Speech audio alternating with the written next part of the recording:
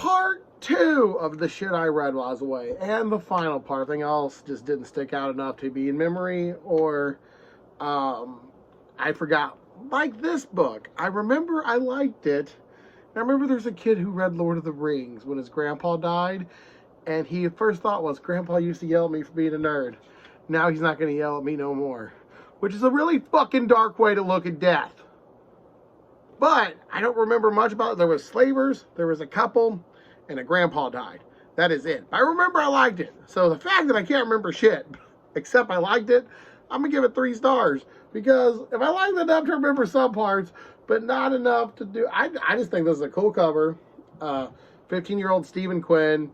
As I read the back a little bit. His grandfather passed away. Him and his dad rescue a girl, and they're slavers. And they got to figure everything out. And whole big old mystery behind it. I don't know if this is a series. I don't know if it's a standalone. I literally had this in my library. I read it one day on the porch when it was nice out. I remember I liked it, but I don't remember anything else.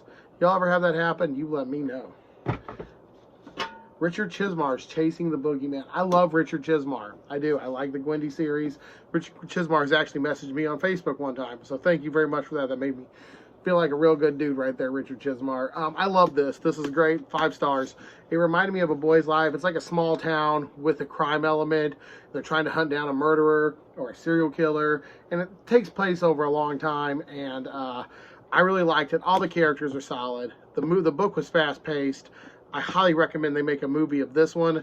I loved Chasing the Boogeyman. This took my real hometown vibe, because I'm from a small rural town where no one has a secret, and this kind of added like unsolved mysteries to it. It definitely reminded me of A Boy's Life by Robert McMammon, which is amazing.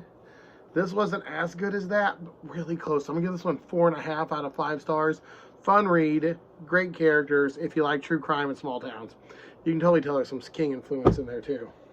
Okay, I have no idea why I bought or read this, but I did remember that I did this the whole way through. Chakra Self-Care. Yeah, I went through a hippie phase for a little bit, and I did this whole practice to realign Pruitt's chakras. It didn't help. It didn't help. I still have anxiety, still bad depression.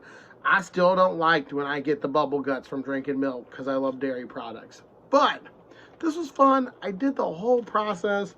And I'll be honest, like, they made it, the layout of this made this whole fun, like, week-long adventure really work.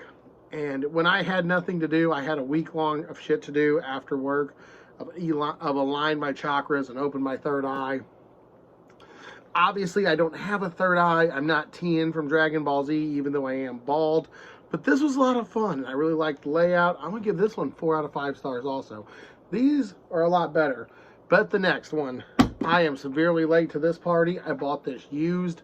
I'm so happy I did. Walking Dead Book 1 graphic novel collection.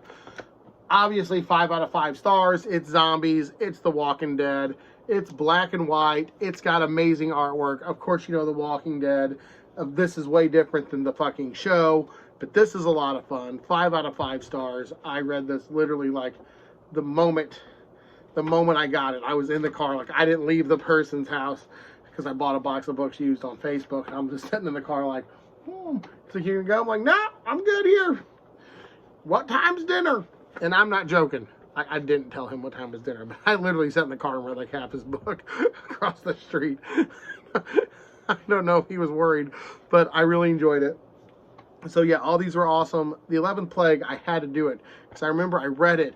I even told a buddy named John, I was like, John, bro, this is so good. It's like a young adult like I called it your kid's first post-apocalyptic book. And I had a bunch of YAs, my friend John and kids, and like, I totally recommend any younger books to him for his kid who's like, you know, I think it's like 12, 13. I'm like, dude, here you go, bro. You know, like Babysitter's Club, Goosebumps, Scary Story, all that younger stuff. I'm like, man, you get them hooked. You read, like Harry Potter, you get them hooked young. They just stay readers forever. And I think that's something we should definitely promote in children because so many things today like Netflix and YouTube and TikTok, and there's nothing wrong with any of those. Obviously, you're on YouTube now watching these, but I really think it's cool that we can promote reading and literature in the youth. All right, that's it. I'm going to do one review, and then I'm going to call it a night. Deuces.